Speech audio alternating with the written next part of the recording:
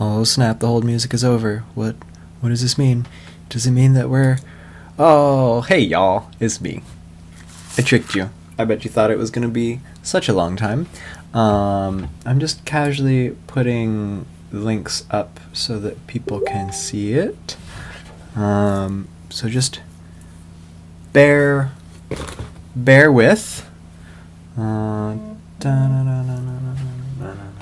Also, I'm going to put my phone in my pocket where it will vibrate uncontrollably. But yeah, hello everybody. It's me, Peter. If you have any questions or need some time to think of questions, go ahead and use that time now. Pardon me while I type furiously into different things. Oh, my phone's already obnoxious. So, as I'm sure you have probably noticed, there are so many group chats going on right now, and it's great because people are keeping in touch with each other, but my phone has me convinced that important things are happening when important things aren't happening. So I have silenced my phone to spend time with you. Today's streaming is happening on YouTube. Come join us, ask questions of any variety, and just enjoy the company of others. Doing some digital testing, potential library use. Your presence is appreciated. Pokey. Hi, Star! Currently researching into the UBC High School. Wondering if I have any information about the dual MAS-MLIS program. Yes, so, good question. I know lots of people who've taken it. It is a very good, if rigorous program. What I can tell you about it is, my understanding is it's somewhat competitive, but if you don't get into it when you do the initial application, at least when I was doing my master's, you could get into it afterwards. Like after you'd been admitted, you can apply to switch over to the massless, as I'll just call it. One of the things to keep in mind about it is that you have to do the prerequisites. Why is this so loud? I hope the volume isn't... Oh, let me turn this down just a smidge for y'all. How's volume? You just let me know. One of the prerequisites for it is that you have to do the prerequisites for both programs, which is fine. Either program, either archival studies or information studies on their own, only has a few actual required courses and the rest are electives. But because you do both, it can take you a bit longer and you have to do the prerequisites of both, which means you tailor your degree a little bit less to what you want. So when I did my Master's of Librarian and Information Studies at UBC, I did the 4 core courses, and then the rest of the program was up to me to pick how I wanted it to be. I found that quite useful, but then there are also a lot of courses that are cross-listed, so if you want to... All that means is that the class you can take as either a master's, an MLIS student, or as an MAS student. For massless, that doesn't really matter. But yeah, I will say that from talking to the archival students that were going at the same time as me, the archival core courses seem to be quite more rigorous. Not that the MLIS core courses were easy, but it's because the archival stuff is a little bit more standardized and a little bit more technical. So just bear that in mind. Thanks for the question. While you've got me, anything else? You just let me know. And I'm gonna casually deal with Facebook stuff.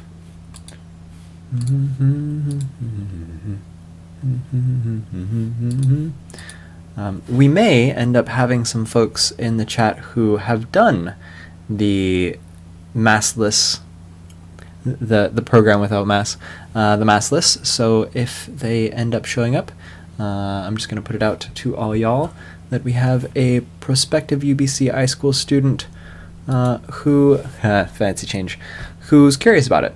So, yeah. Other than that, how's everybody doing? I'm good. I went to Costco this morning, which actually wasn't as bad as I thought, and it actually gave me a little bit more hope in humanity. Everyone was being real civil to each other, and they've got the system down pat, plenty of space between people. All very useful stuff to know. Let's go to... I'm just going to continue to casually put this stuff out. I think people still check Tumblr, right? Yeah. Yeah. I don't know what would happen if I posted this as a video link on Tumblr. Let's see.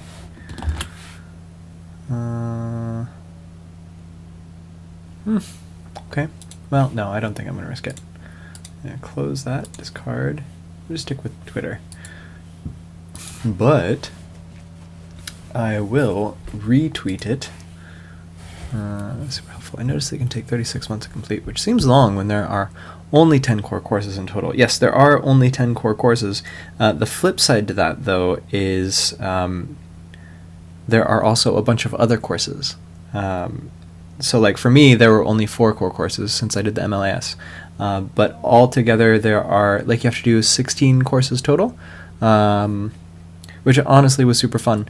I took my time when I did it. I've mentioned it in a video before, but I did it such that each term, aside from the very first one, I only did 2 classes per term. So, yeah, I found that to be manageable, because that also let me work at the same time and do research at the same time, which very useful, I found. Alright, so now we're going to go to this, and we're going to retweet that from Stacks and Facts.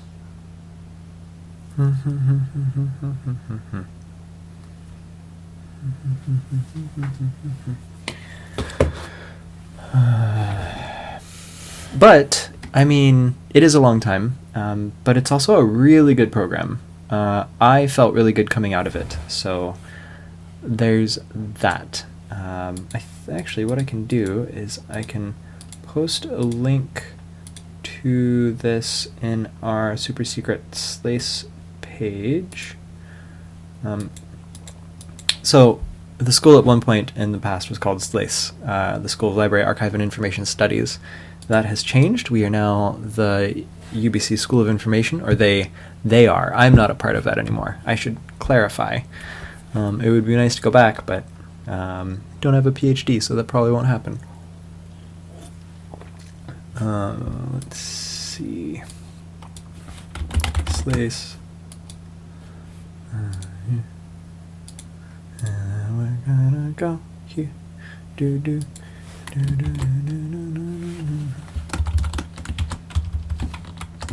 I'm testing out streaming on YouTube for the purposes of seeing how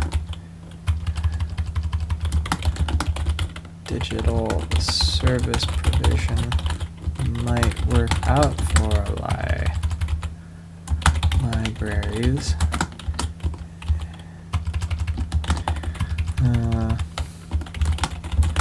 Free to drop in with Q's and A's, starting from right now. I know the thumbnail says 1P, but I am impatient. Post. All right. You're welcome, Star. So, where are you at presently? Are you in Vancouver, or are you somewhere else? I can tell you that UBC is a very, very popular school for international students, which makes sense, because versus the US, it's way cheaper. We'll see how that gets affected with all of the stuff going on, but hopefully it'll be okay. Let's see. Oh, and then I think I'll tag Let's see. Alexa, what time is it in London, England? In London, it's 7:47 p.m. Okay. I'll tag some folks.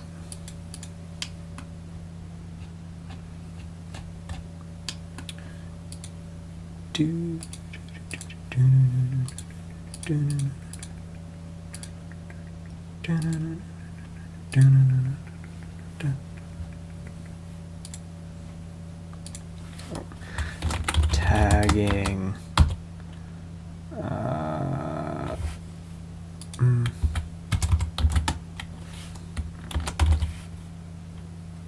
Colleen. I'm just going to tag a bunch of librarians who might be interested in coming on and talking with folks. JU. I mean, we might as well get the library juices flowing. Am I right? LIS precarity.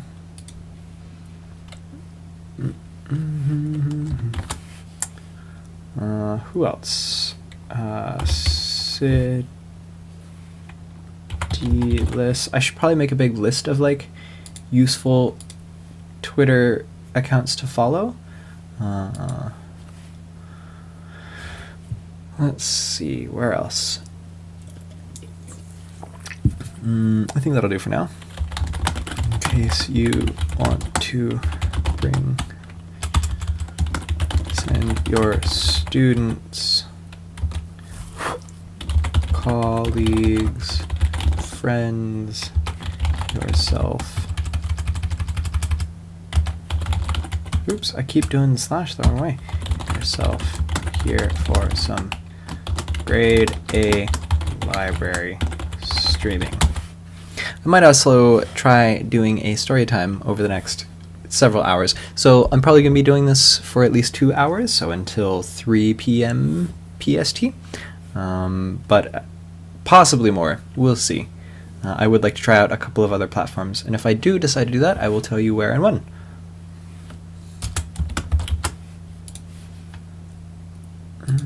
Okay. Live stream. So we have 3 concurrent viewers. I don't know if I myself count as one. Probably not. I live in LA. Oh, grad degree in international and comparative education, but finding work in this field has been tricky. So, total disclaimer, finding work in this field is also going to be tricky at the moment. Like, it's important for you to understand that that's just kind of the reality that we're facing right now. There is a Twitter account called, I think it's LIS Precarity. I just tagged them, so I should know this.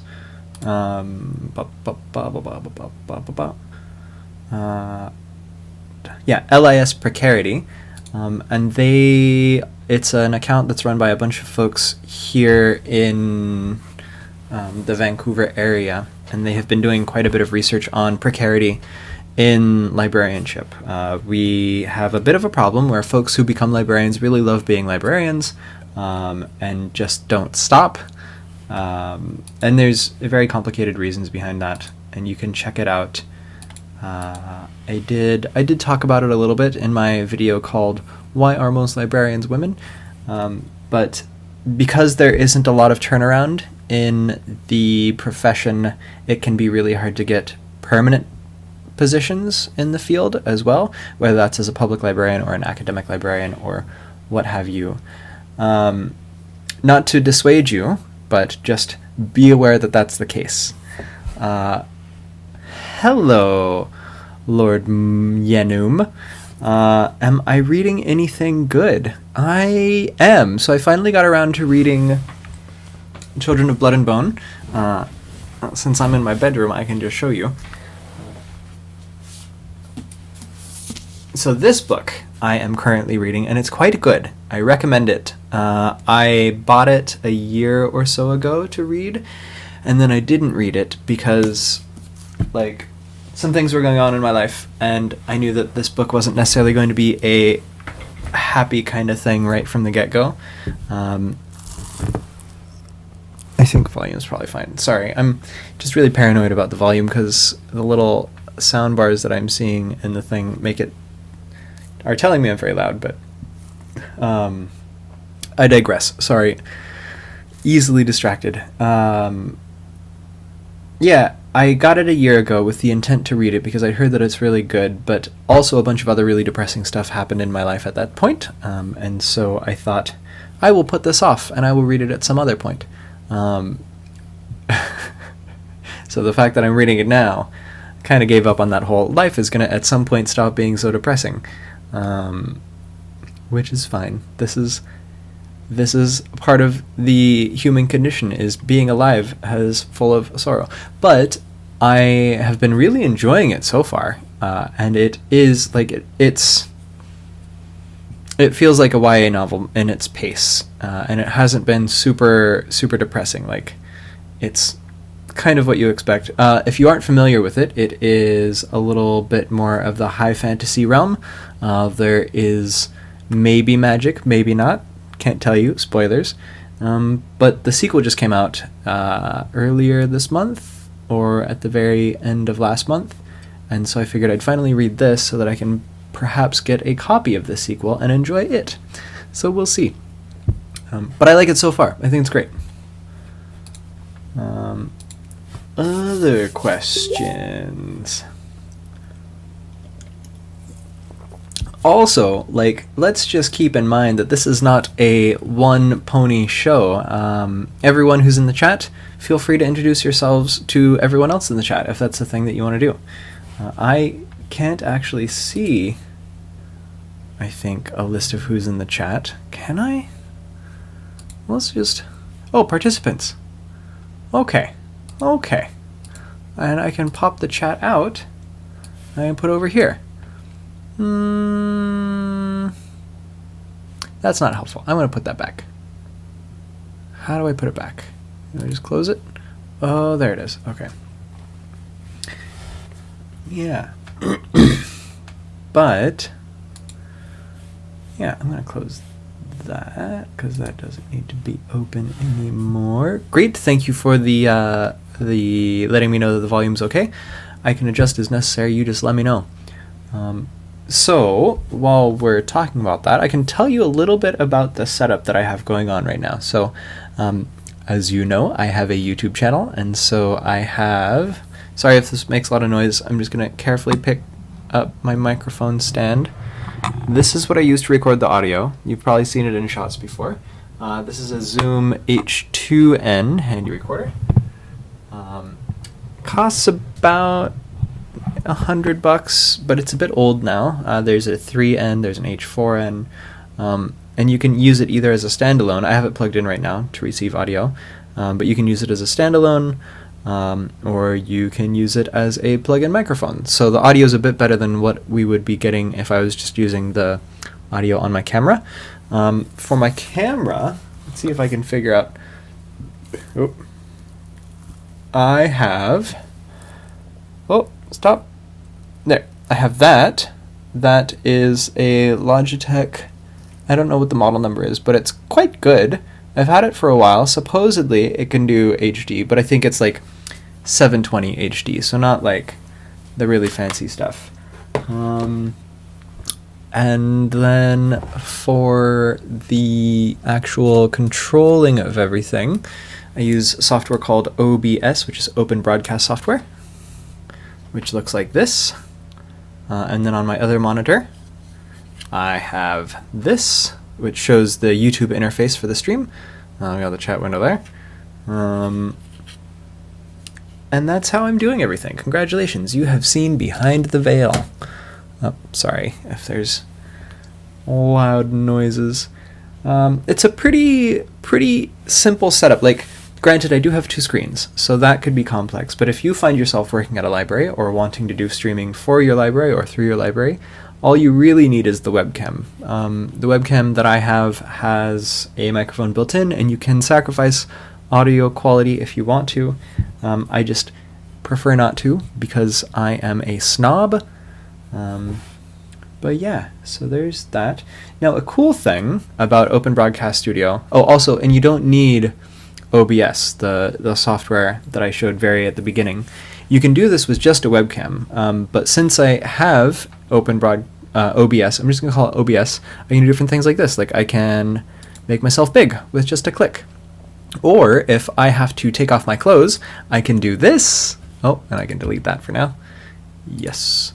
I can adjust audio. I can, let me just close a couple of things for privacy's sake real quick.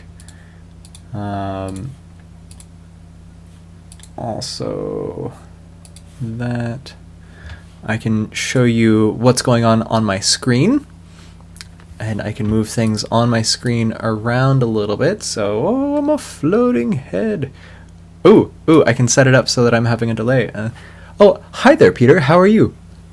I'm good. How are you? And this will give you a sense of how ridiculous I am and also how the delay works. But me being able to move everything around is what OBS lets me do, and so that's why I use it instead of just streaming from my camera. And the way that that works out is when you set up the stream, YouTube gives you a little thing right down here, a stream key, and if you know what that stream key is, then you put that into OBS and it will automatically start sending everything from OBS on your computer to the stream itself. So the reason they keep that hidden is because all you need to take over this stream is to have that key. So now you know. What else? We can look at analytics. Notice I mostly have about 4 people watching, the occasion, 3 people watching with the occasional 4. What else do we have going here? Stream health. This basically just tells you how well the stream is functioning. So how strong the connection is between my computer and the YouTube servers. Right now it says excellent because I haven't had any big issues. These little messages are from before I started the stream. I wasn't entirely sure how to get it started, so I would connect OBS. So no data means it wasn't connected to my computer at all. The stream is healthy means it was connected. No data means I turned the stream off, and so on and so forth. And then nothing since then because we started the stream and I haven't gotten disconnected or anything like that. So that is some stuff to be aware of. It seems like there's probably about a 10, 15, 20 second delay between what I see here and what I actually say, but let's just count it off. How about so 1, 2, 3, 4, 5, 6, 7, 8, 9, 10, 11, 12, 13, 14, 15, 16 second delay between what I say and when it gets to you. So that's good to know. For those of you who just tuned in, you're probably like, why is this guy counting? But yeah, you can probably, I'm going to go back to the workspace for a second. You can probably adjust that. So I was doing a bunch of streaming on Twitch for the past week, and they also have these options here. Stream latency. If you change the latency, that should change how quickly it takes, like it should shrink the delay. So normal latency just means whatever. Ultra low latency means it would go a bit faster. And then ultra low would be maybe like an 8-second delay. And then ultra low would maybe be half of that. But yeah, that's all the technical stuff. While we have here, I'm putting out a reminder to all of you. If you have any questions, let me know. For example, Mayamian, my sweet lover of afar, well, not actually lovers, but I do love them. I love them as only I can love them. So, but welcome to the stream. If you have any questions, let me know. Hit me up. Literally anywhere. I'm going to go back to my big, beautiful face so that you can't see the magic anymore. If you are just tuning in, you just missed an excellent introduction to the live streaming interface of YouTube.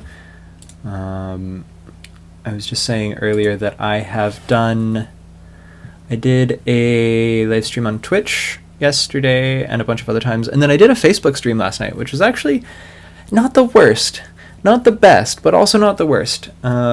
Realistically, if you work at a library or you work for a library, probably you'll end up doing a stream on Facebook rather than YouTube, because more likely than not, your library already has a Facebook account than it does a YouTube account. My library does not have a YouTube account. We will not talk too much about my library because it's only fair. But yeah, so who else do we have here at present? Participants. So it just says you and me, Jareth. That could be the case. But then this also says concurrent viewers. So, like, I don't know what to believe. I just don't know. Oh, maybe it just means chat participants. It won't actually show me who's in this, I think. Which is kind of a bummer, you know? I would like to see who all is watching right now. If you want to help me with that, give a shout out in the chat. Because it says there's 6 of you, but I don't see all 6 of you. I only see 2 of you, 3 of you. Also, tell me what's going on in your life right now. How are you coping with things? Are you doing okay? Is there anything I can do to help you? Is there anything that you can do to help each other? Leave a comment below. Comment, like, subscribe. I feel like I should say that because I am on YouTube now. Funnily, I think it's funny, but who even knows? I was watching myself on Twitch, and I noticed that it was very difficult to not say comment, like, subscribe there. Oh, hey, here's some folks we got. We've got a Rachel Knight. Hi, Rachel. How are you? Rachel, are you the book person / model? I feel like that might be you. And then we've got Bo Janto. Hi, I've been here since the beginning of the stream. Ooh, hello, Lurker. I like it.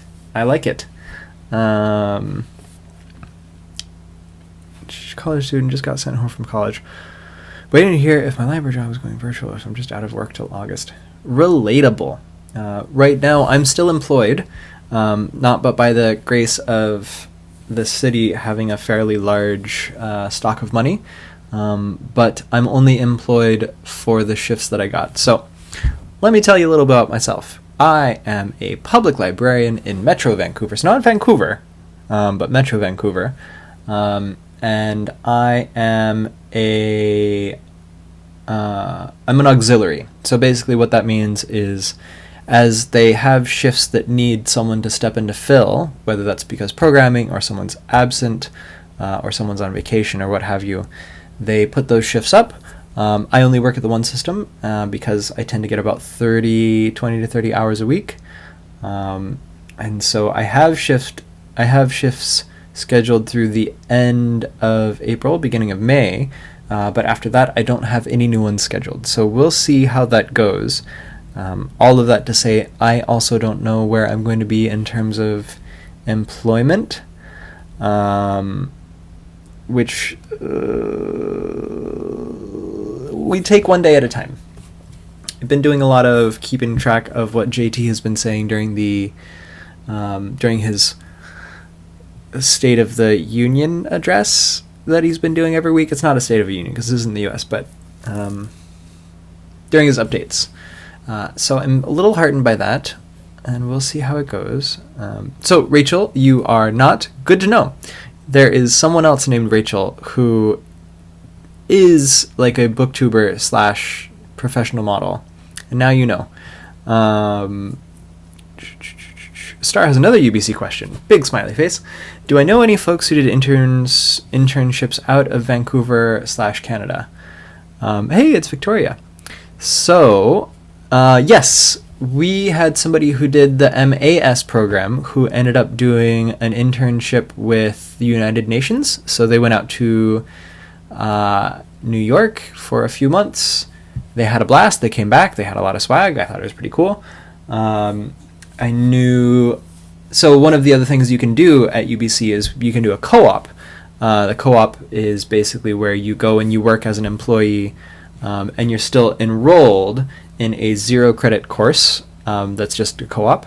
And the idea is to give you some experience working at the place because they pay you, but doing actual library work. And it's pretty cool. I didn't do a co-op while I was there. I did a bunch of work-learn experience things, but it's worth it.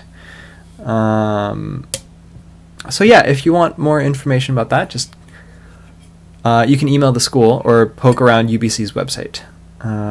Victoria Swindle, I absolutely love your channel. Oh, I absolutely love your channel, Victoria. You're great. Current college student who will be in grad school for MLIS next year. Thank you for all of your wonderful content. You're welcome. I'm very excited for you.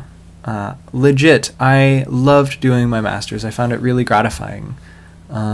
It was, and I mentioned this before, it was one of those really cool, rare opportunities where you get to do almost whatever you want. You get to study whatever you want in depth and really just become better, I guess. And that's the thing about school that I really appreciate. Because I was a little bit late to the university boat. Like I went to university immediately after high school, but it was a community college.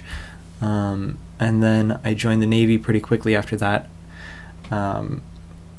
So I didn't get to do really full-time university until probably about 2014.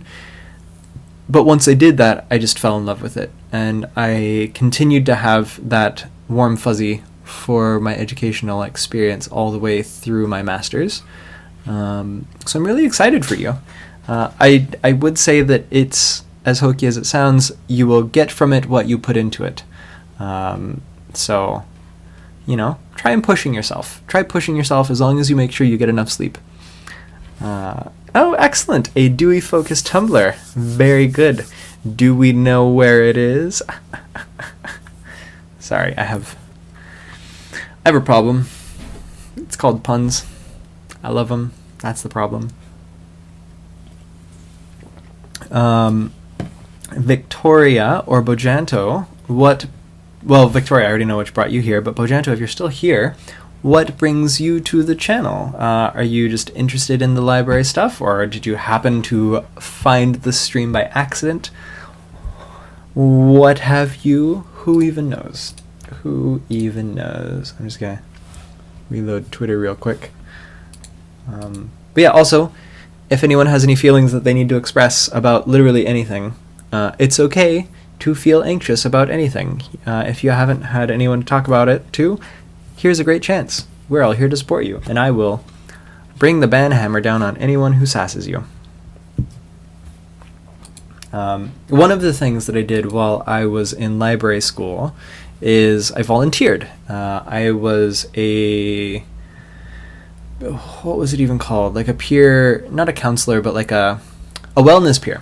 So UBC has this program, and if you go to UBC, I think you'll like it. It's called the Wellness Peers, where basically you just go get some training on mental health provisions and how to refer people to other resources, and you talk to people, and you give them you give them a chance to get what they need off their chest. I find that really gratifying, and for many reasons. So before I was a librarian, I mentioned I was in the Navy. While I was in the Navy, I had a lot of good opportunities. I was also, while I was in the Navy, a sexual assault victim advocate for reasons. But that meant that I worked with a lot of folks who were victims of sexual assault. Basically exactly what it sounds like. So that means escorting them to hospitals, making sure that their rights are protected. Not being a therapist. To clarify, I was never a therapist. I'm not a therapist. I will never be a therapist. But giving people a chance to get things off their chest. And, I didn't have a great childhood necessarily growing up, so being able to pay it forward for all the folks who were there for me as a wellness peer just seemed like the natural thing to do. And it also helps keep things in perspective. So, get things off your chest. Rachel asks, so what are you doing in your free time right now during this weird time of quarantine stay-at-home orders? this is it. I'm streaming. Let's see. Other than that, I would like to exercise more. I tend to cook already quite a bit as a person. I am trying to read a bit more because, contrary to what people believe, as a librarian, you don't necessarily read a lot, and you almost never read for your work, because who has that kind of time? You will definitely never read at work, so there's also that. Bojanto, I see you are a high school student planning to become a librarian, and you're currently writing an essay for your English class about the career. Oh, and my channel is very helpful. I'm glad. Yeah, it's just I'm just trying to keep myself busy as best as I can. Again, a lot of streaming. I am trying to make myself as useful as possible to my employers because I would like to keep my job, but with the understanding that that might not happen, which is a scary thought. I'm not thrilled about that, but if it happens, it happens, and I will do everything that I can, and no more and no less. Although one thing that I have been doing a lot of, there is this great website. Let me show you. Let's go to working space. So if you go to, in another window, don't close this window. I like having you here, but you can go to www.jigsawpuzzles.io. So this excellent website will let you do a jigsaw puzzle with other people. This has been a great way to kill time, to take my mind off of things. The flip side is I've been doing a lot of them, and if you... Oh look, these people are almost done. If you do a lot, it can also mean that you get a headache if you wear glasses, like me. But it's also kind of fun just to watch like the swarms of people try and do something. You can either... Oh, and then people do this because they're jerks. I've been doing a lot of that. I got my partner a coloring book when I was at the store the other day, and I will probably get myself some more coloring books. I ordered a Nintendo Switch because, of course, I did. It isn't here yet. It probably won't be here for a couple days, but I can dream. Yeah. One thing that I have been doing that perhaps I shouldn't be doing, but just like everyone else, I can't really help myself. I've been on social media way too much,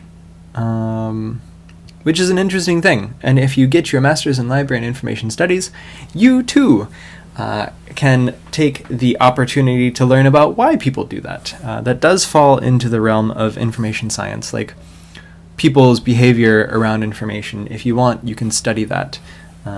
So there's a fun thing about MLIS, about library and information studies, is it intersects with just about everything. So if you can justify studying it, go for it.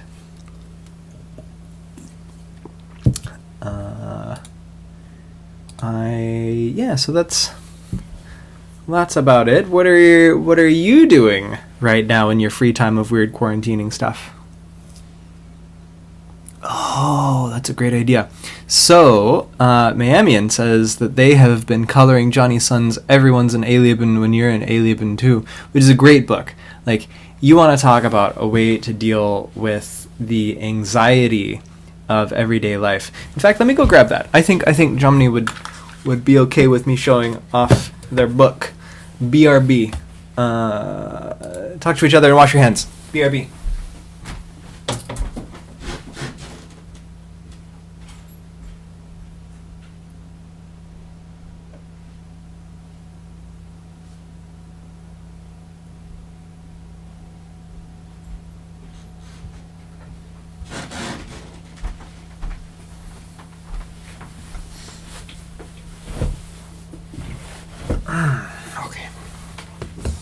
Okay, y'all, I am back.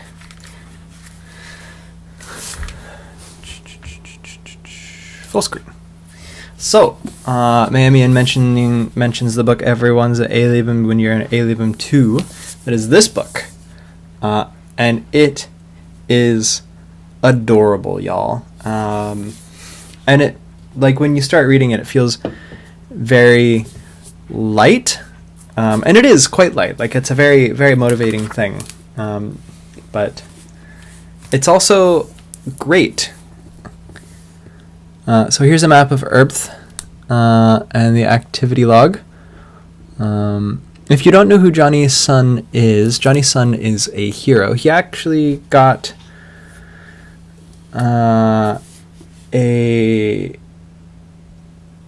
he's a writer now for one of them really good comedy shows on the TV place. But the writing style, or the drawing style, really, is the same. And like, you can just open it to almost any page and you're just gonna feel better. So this is the alien, and this is the universe talking back to the alien.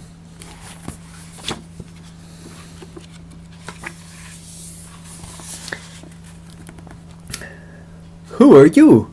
Oh, I'm an introvert, which is different from an extrovert. Oh, what's that? Well, introverts enjoy people watching. Extroverts enjoy people watching. People watching. Oh. Oh yeah, bees. You like this? Do you like what I got?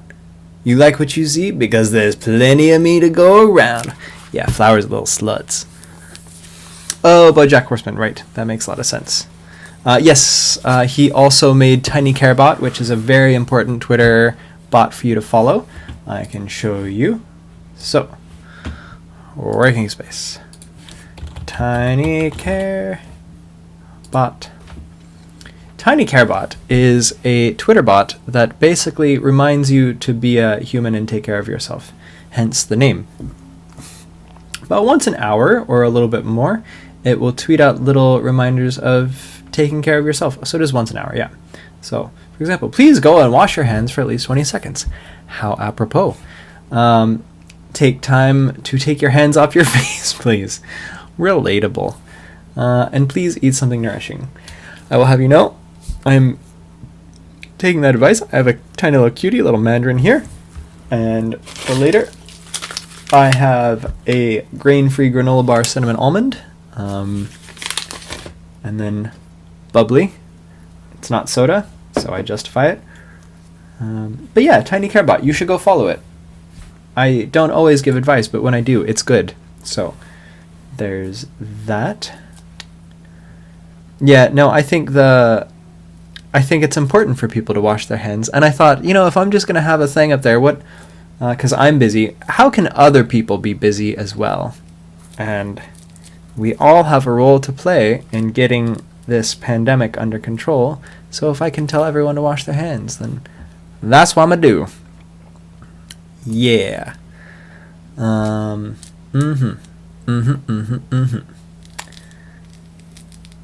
What else? Any other questions?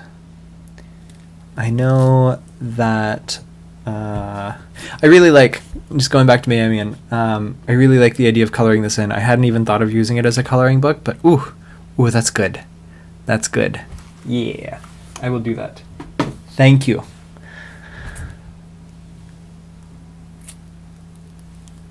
I know, right? It's so meta. It's important to understand how things work behind the scenes. I was listening to CBC radio this morning while I was driving to Costco. Or actually, I had left Costco, because when I was driving to Costco, Justin Trudeau was doing his announcement, and when I was driving home, they were talking about the food chain, like in terms of production, storage, like growth, production, storage, shipping, and all that stuff. And it got me thinking about how cool systems are.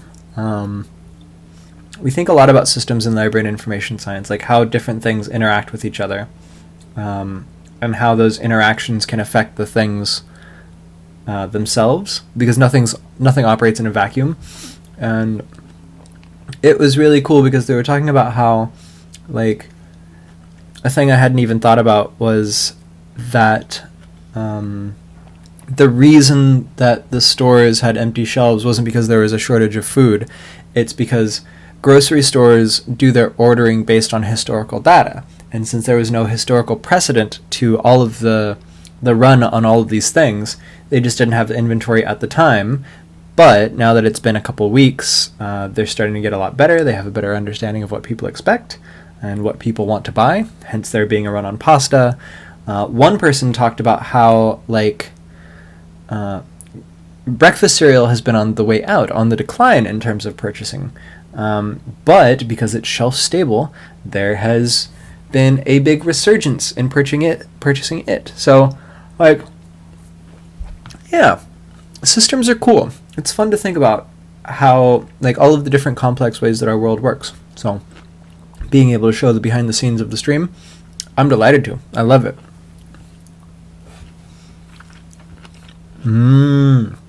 So Johnny posts pictures of people who've colored the book in.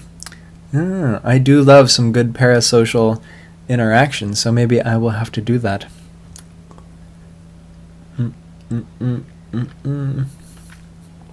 Let's see.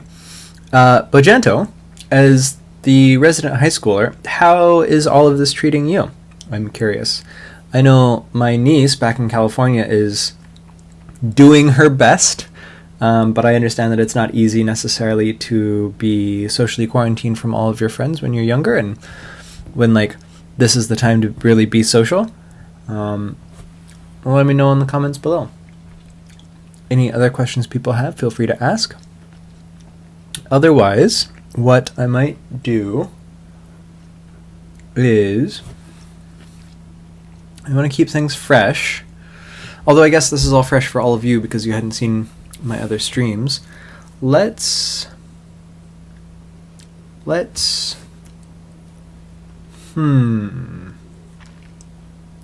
what would you like? What would you like? Really good, really tart. Really tart.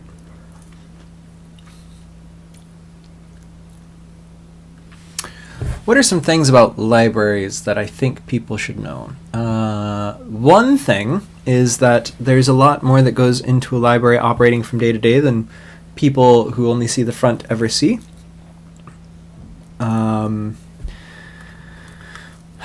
There are so many different people that make a library work. There are the librarians, of course, who people think everyone is, but not everybody is a librarian at the library. There are the clerks or library techs. Those are the folks that actually make most of the stuff happen, so they take care of circulation, they check the books in and out, they put the books in the right place so that they can go from one place to another. They do a lot of the interacting with people. We have pages. The pages are the folks who get the books and put them on the proper place in the shelving. They do shelf reading, which is where you actually have people go and, well, read the shelf to make sure that the books are in the right order that they're supposed to be. Which takes a lot of work because people try to be helpful. They'll take a book off the shelf and they'll be like, oh, this is interesting. And then they decide they don't want it and they'll put it back, but they'll put it back in the wrong place, which makes it a little difficult to find that book later on. So pages fulfill that very vital role. And all of this stuff happens every day, several times a day. Working in a library is not a boring thing to do, usually. Sometimes it's a little slow, but most of the time it's pretty solid. Bojento says that their school has been canceled until next month, and I've heard rumors that it might be canceled for the rest of the year. Yeah, I guess we'll see how it goes. I know here at UBC, or here in Vancouver, most of the schools have moved online. I don't know if they're going to be coming back before the school year ends, but I'm also guessing not. Although it does, like, to be fair, up here, the school year is significantly shorter. Like, we're coming up on the end of the term for UBC. It's like the middle of April is when classes tend to end, or towards the end of April. And then the rest is finals week. I know UBC said that they're going to skip grades and just do pass, D, fail, or withdraw. So there's no A, B, C's, no A's or B's or C's, just pass or fail, basically. Yeah. We'll see what happens. I'm very appreciative that I am where I'm at. Canada's been pretty on top of things, although I was surprised to hear that the U.S. that Congress has started, like they got a deal passed, and it seems fairly, well, not fairly generous, but comparatively generous to a lot of folks. Yeah. Okay, so Gentry, who's a current student at UBC, feel free to ask them questions, says that UBC moved term 1 online for summer. So we will see what term 2 does. At UBC, you have 2 summer terms. Usually you only take 1 class per term. You could take 2, but it's extended. So the first term will be the first half of summer. That'll be online. If I were a betting man, which I am, I would bet that term 2 will also go online as well, but we'll see how things go.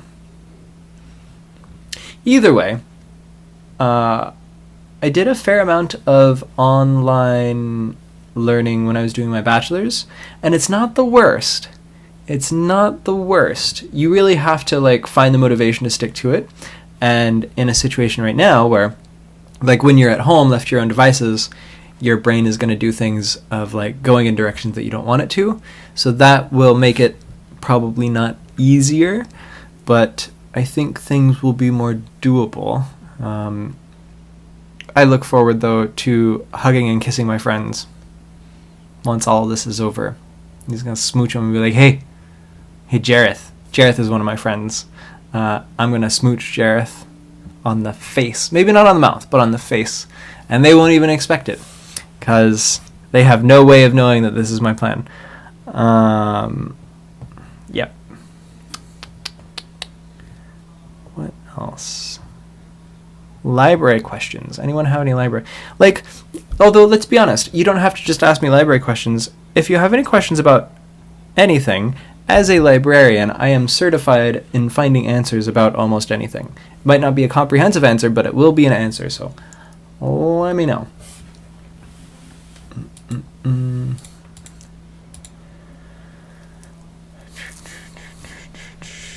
Trending on Twitter, #boycott Tim Hortons, which, let's see what that's all about. Someone posted a thing on a Tim Hortons door that says, "For team members who call in sick, I have scheduled you for a reason. Therefore, I expect you to show up. Your absence will be considered unexcused. It is expected that you will show up for your scheduled shifts. Thank you." Okay, great. What other hashtags do we have going on? CERB, C-E-R-B, stands for the Canada Emergency Response Benefit. Will give workers who've lost their income because of COVID-19 $2,000 a month for 4 months. Not the worst. CERB combines 2 benefits announced last week to streamline application. Okay. Words that should be cancelled. Booyah. What a dumb expression. Okay, I'll allow it. Irregardless means the same as regardless. We could talk about pedantry, but let's see what the chat says. Okay. Miamian says, "I'm going to get a tattoo when this is done." Ooh, excellent, excellent. Rachel says, "What is the meaning of life?" And Victoria says, "I plan to do a focus in the archives part of Librarian Information Science." Cool. Yeah, that'll be fun. Archives are very interesting. One of these days I'm going to make a video, and don't worry, Rachel, I will come back to your question. One of these days I'm going to do a video about, very broadly, should you be a librarian? Because I think a lot of people are drawn to the idea of librarianship, because they think that it's one thing, but it's actually another. And I think that it would be helpful. So I get a lot of emails doing Stacks and Facts. I get a lot of emails from people who are like, "I want to be a librarian, and here's my situation. I love books." That ends up being the running comment is "I love books, so I think I should be a librarian." And between you and me, you shouldn't be a librarian because you love books. You should be a librarian because you love people, or you care about people. Books are secondary. Absolutely. I know not everybody feels that way, but I think that that's what we need more, is we need more folks going into librarianship who care about the people. And that's not to say that anyone who doesn't care about people shouldn't become a librarian, But I think if you do care about people, it makes you a better one, because that helps you understand where people are coming from. So I bring this up because you say that you want to focus on the archives part of library and information science. And good. Archives are super important. I have told, I have not told, but I've advised a number of folks who've emailed me because they're fascinated in history or by history, or they're fascinated by the material objectivity of things, that you might want to consider archives, or you might want to consider a PhD, because we do need people who care about the objects, and if that's your bigger priority, there are ways for you to scratch that itch. So cool. I'm glad that that's something that's occurring to you. And that's not to say that as an archivist, you will never deal with people. Ultimately, as an archivist, you're still going to deal, one of your big concerns is how the people who made those objects in the archive relate to those objects. And you're still going to be the person who makes sure that the public or whomever has a chance to come into the archives and find what they're looking for. When you archive something properly, it makes it more findable and therefore more useful. But the amount of time that you'll spend interacting with people as an archivist versus as a librarian is much less. So, cool. Back to the question of what is the meaning of life. I haven't forgotten. I think that the meaning of life is to take care of each other and to do what you can to make sure that the world is in a better condition for you having been in it. I think that that's a super important thing. And I think that if you can internalize that, your life becomes a lot more meaningful. Your bar of whether or not you've succeeded or failed at something changes a lot. You become a lot less stressed. You become a lot more, or my experience is that you become a lot more resilient to change. Your idea of what success and failure is changes. All of these. So that's why for me the meaning of life is to leave the world in a better condition for having been in it. There you go.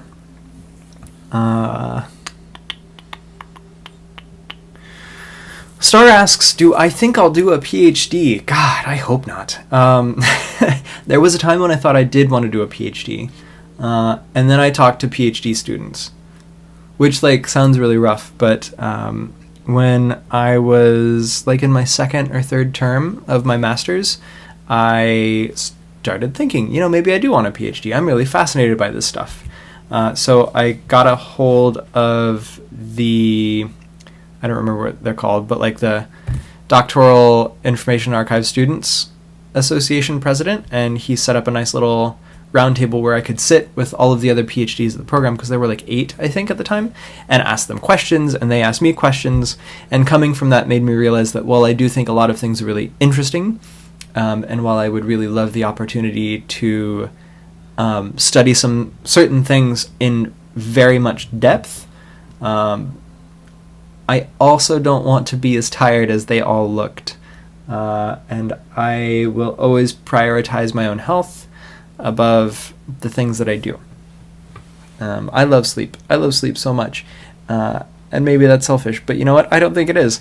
I think it's important to care about your own well-being if you want to help others.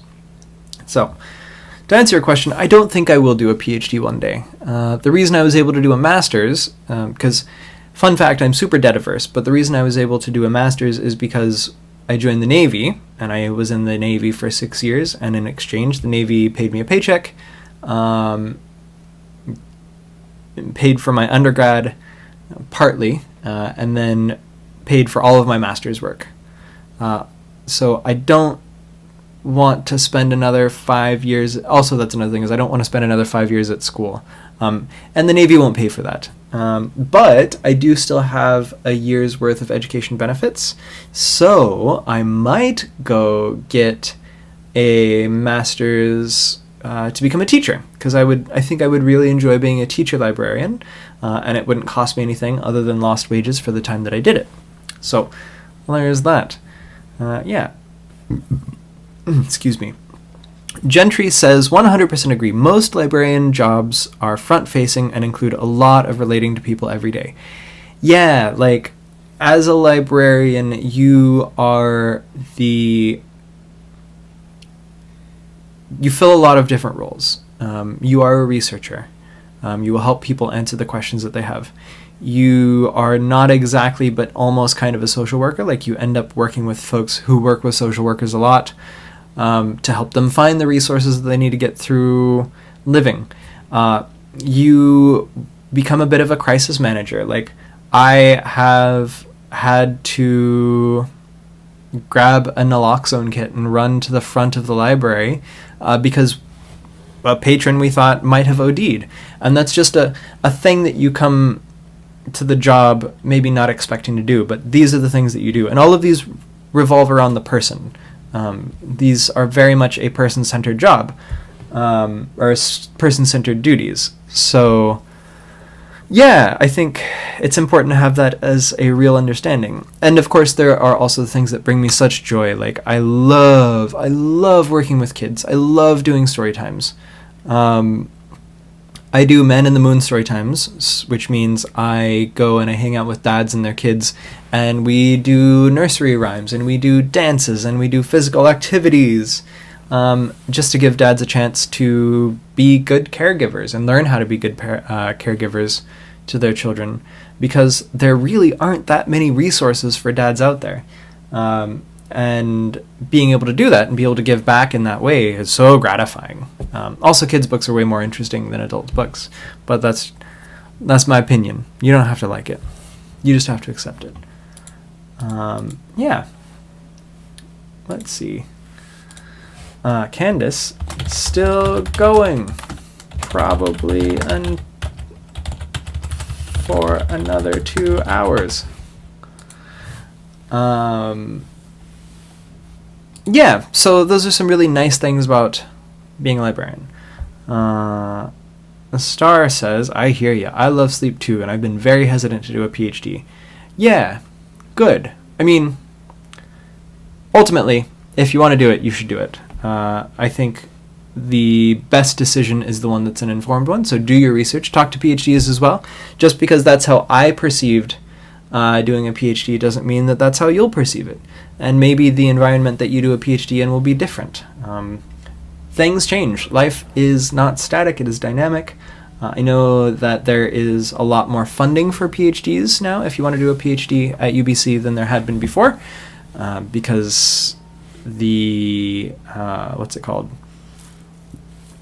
There's been a lot of lobbying at higher levels to get that stuff going, to get the money in there for people. Oh, I had a drop off of 0 people. I don't think that's real. I think the analytics is a little wonky. Sorry, I'm just going to show you this thing because I can. Let's go to Workspace. I noticed this, but I feel like this isn't true because 1250 to 120, I see so much chat. Yeah. So, I bring that up on the off chance that you are going to use YouTube to stream from your library or for whatever reason. Keep in mind that sometimes the analytics are a little buggy. That's all. Back to my beautiful face. Yeah.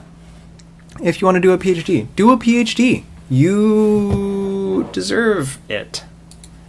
And honestly, we need more people doing research that they care about. Because at least then you have someone who's invested doing something. Let's see. Ooh. What's this? U.S. diplomatic mission to Canada. Sorry, I'm also checking my emails at the same time.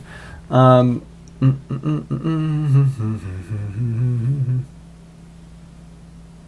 already did that. So, as an American living in Canada, I kind of have to keep up to date with what's going on through the State Department. It's nothing that I didn't already expect. It's just information about quarantine. But now would be a great time to check my work email, see if anyone needs me for anything. All right. Stay tuned. Cool. All right.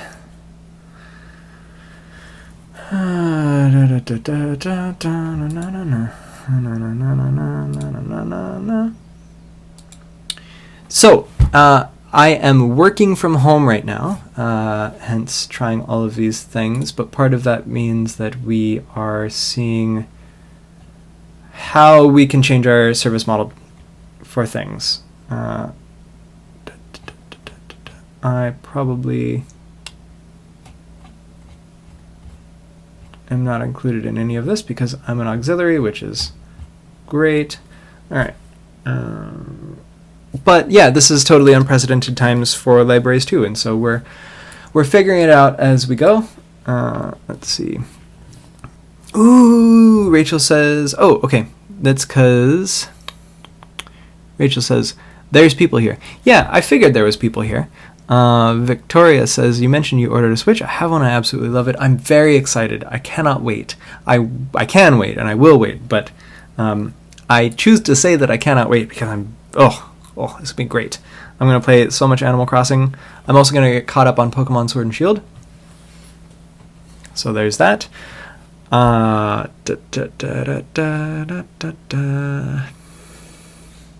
Rachel just ordered a Switch. Cool. Same. It was supposed to get delivered today. I don't think it's been delivered today. I don't think it's gonna. I can casually check and see if it's even left the warehouse. But yeah, I have been putting off getting a Nintendo Switch for a very long time now. Because, it's a lot of money. I mean, maybe it's not. But I figured if I'm going to get myself through a worldwide crisis, I need something mindless to entertain myself with. And I don't think it's left the warehouse yet. It's fine. It's fine. Yeah, but also Animal Crossing. I hear Animal Crossing is most excellent, so I will be playing that. Okay, so what's this Closure Public Service Plan say? I will try not to read this out loud, so if I go quiet, I'm sorry. In fact, just to be safe, I'm gonna do this. Go wash your hands. Take a hand wash break.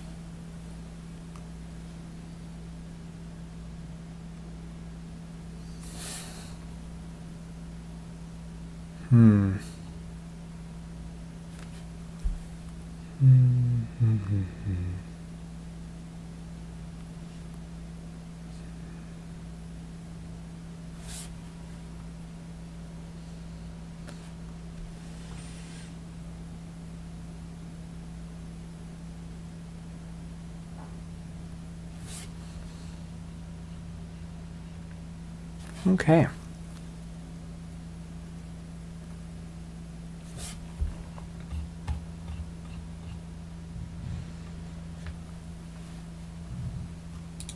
Good to know. Good to know. Scene 2. All right. Well, I have checked my email. Now I know.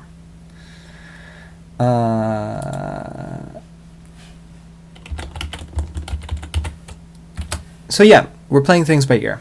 We'll see how things go.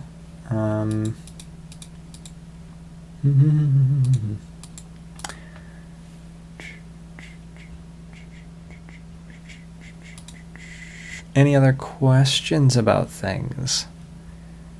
Any curiosities about how libraries work? How libraries don't work? How are you feeling about being outside of the US right now? I'm pretty worried about the visa situation because all of the processing has been suspended. Yeah, that's a good, weird question. I feel very weird about being outside of the US right now. I've been outside of the US since 2016, and occasionally I come back for vacation or to check my P.O. box, but there's something a little bit different about being in Canada and not being able to return home. And it's good because I feel like Canada's been doing a great job at taking care of people and making sure that people know that there's going to be a safety net for them when they need it. But yeah, it's very weird knowing that I can't just go back. And I'd never thought about it until it became a thing. So that's been kind of shocking. Of course, I'm managing. Yeah, but we'll see how it goes. Star, didn't you say you said you're Canadian? Yes, you're a Canadian citizen, living in LA. How are you feeling being outside of Canada right now? I imagine that's probably gotta be a little harrying. Do you work down in LA, or were you working down in LA before all of this happened? And if so, how's your employer treating you? Do you think you might try and come back sooner or later? Or sooner, yeah, either sooner or later?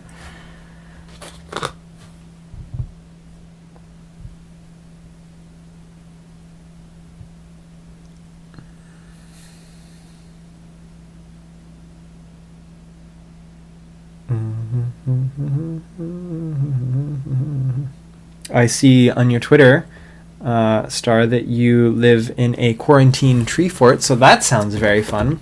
I wish I had a quarantine tree fort. I just have a quarantine house. It's like an apartment, but bigger. And we have in-suite laundry, so there's that.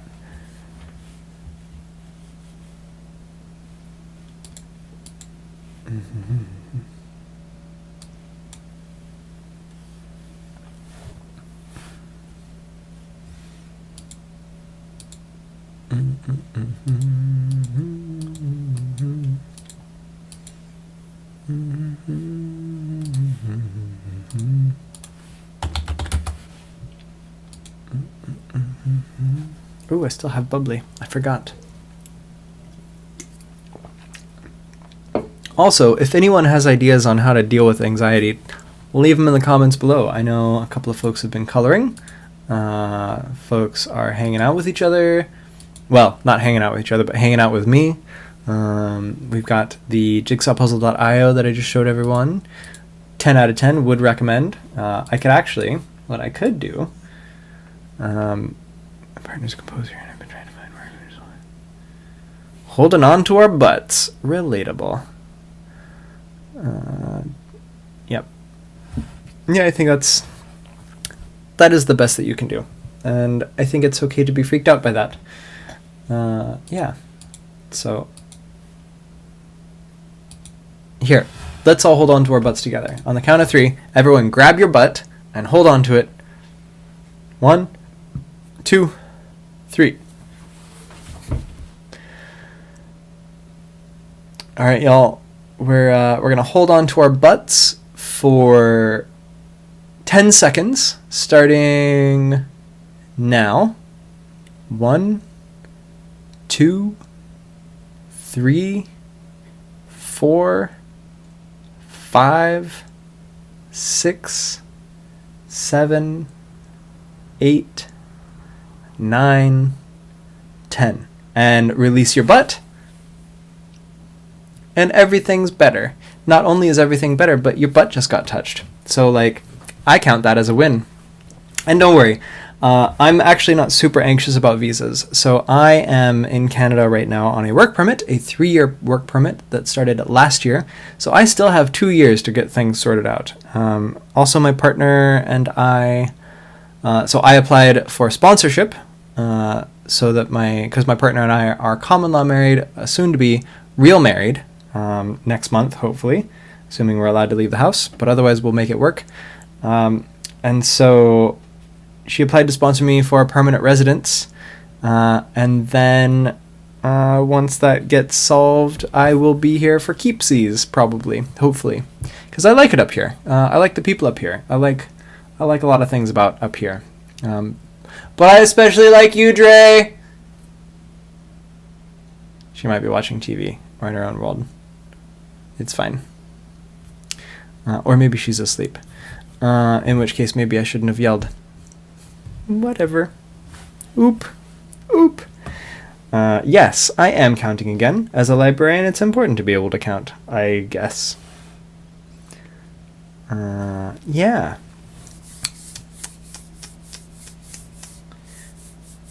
Other questions? Everything else going on here?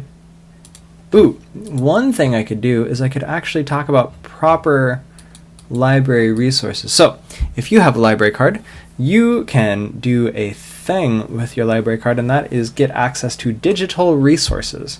My favorite, let's go to here, workspace, is called Overdrive.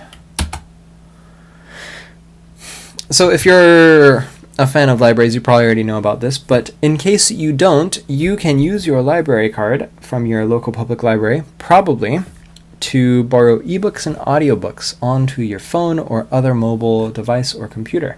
It's very useful. I just borrowed, because internet, why we talk, I don't remember what the subheading is, but it's a book all about how language on the internet works and has evolved, and I'm very excited about it. So aside from reading Children of Blood and Bone, that's the other thing I'm reading. I find it especially useful for audiobooks, because who wants to carry around CDs, am I right? But yeah, Overdrive is pretty great. And then Overdrive, you can also get a thing called Libby. Libby is a great piece of software. It's like Overdrive, but a little bit easier, hence this cutesy little picture here. Apparently there's something called Sora, the student reading app.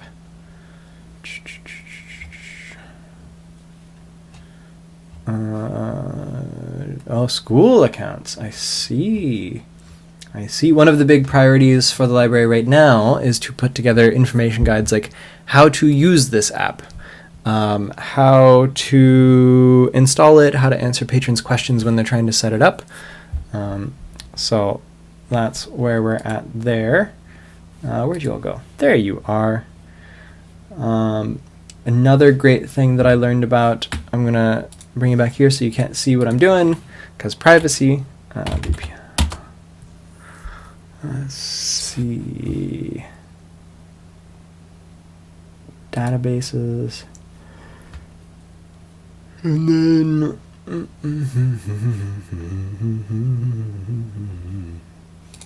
Bookflix. Login. Skip the intro. Click on a category. Oh, and you probably hear some talking. Or click on the feature to begin. So, let's go to Workspace. Okay, so this is called Bookflix. It's by Scholastic. Those are the people who brought you book fairs when you were younger. And basically what they have is they have a bunch of like ebooks, interactive ebooks, that have also, like, you can either read the book as a book or you can have it be read to you. We can do Imagination, for example. So there's all of these different books. And let's do, Lampopo. We have that at my library, so let's do Lampopo. You can watch the story. Also, if anyone's curious, we're playing fast and loose with copyright right now because it's a pandemic, so.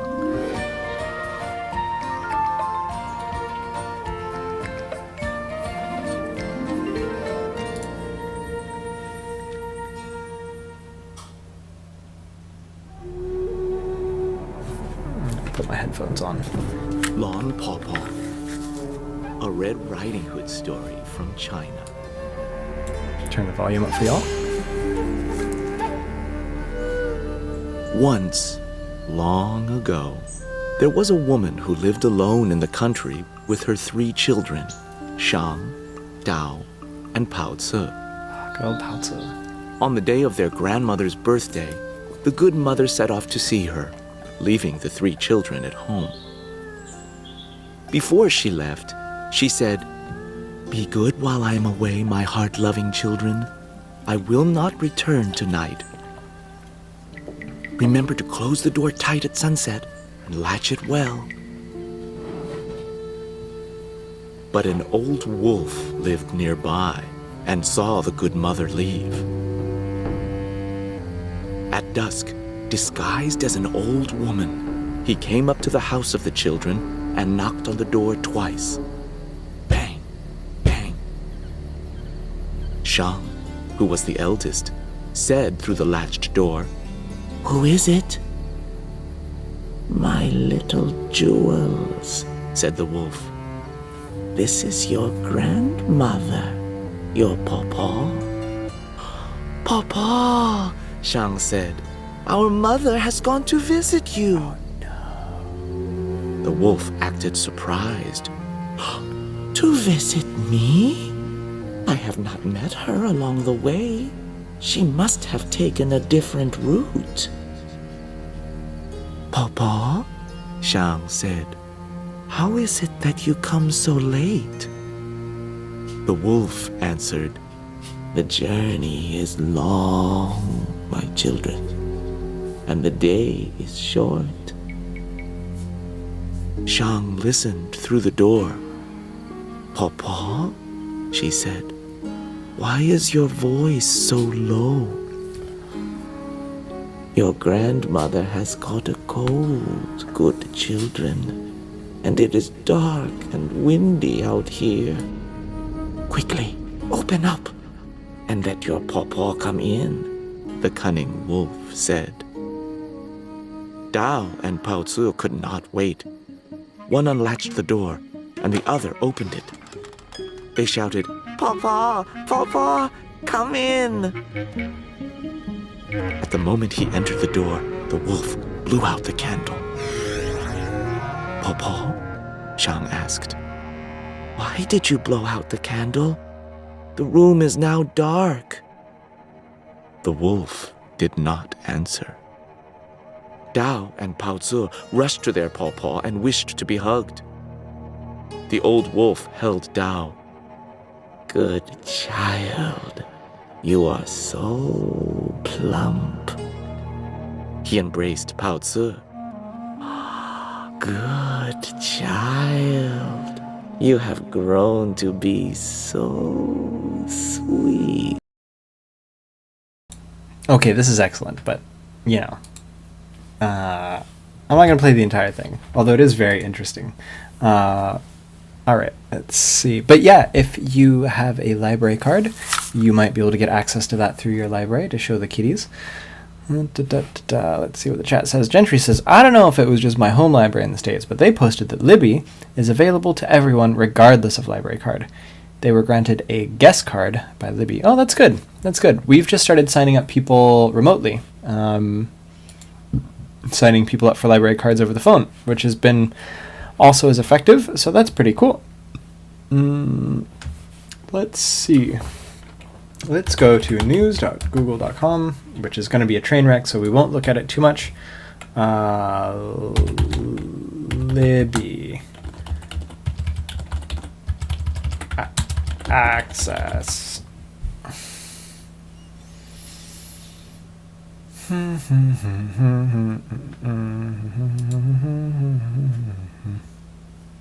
No, it's probably like a guest access thing, if I were to guess.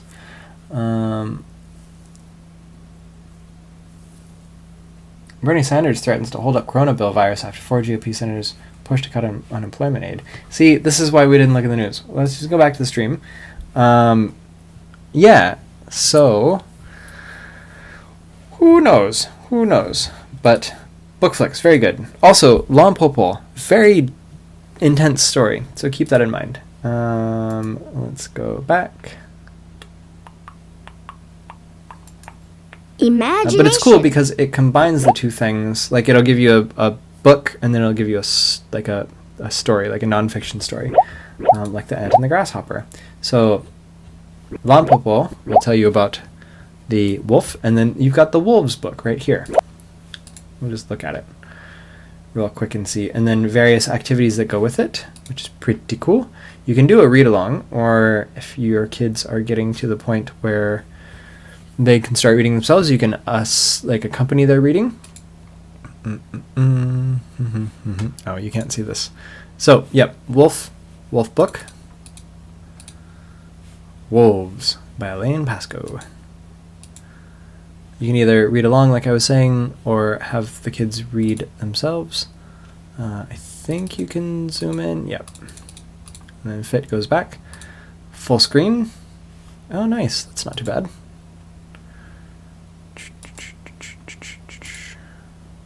Oh, such cute. So cute. Oh no, so cute. Okay. That's one of the things that libraries are doing. So our library is in the process of putting together guides so that the staff know how